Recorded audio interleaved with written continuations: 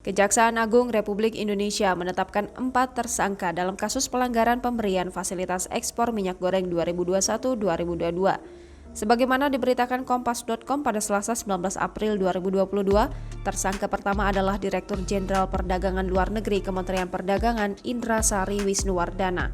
Selain itu, terdapat 3 tersangka yang merupakan petinggi di 3 perusahaan pengelolaan minyak kelapa sawit.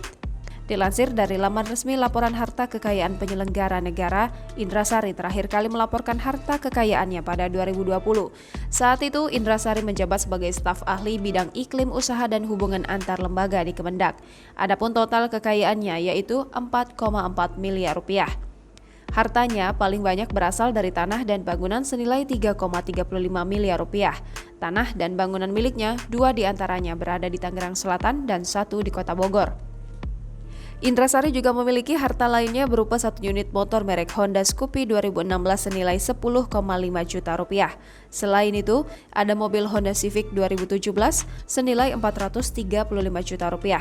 2 kendaraan itu jika ditotal nilainya sebesar 445 juta rupiah.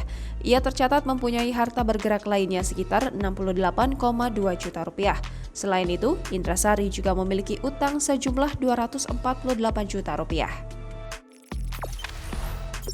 Jangan lupa subscribe, share, komen, dan like ya!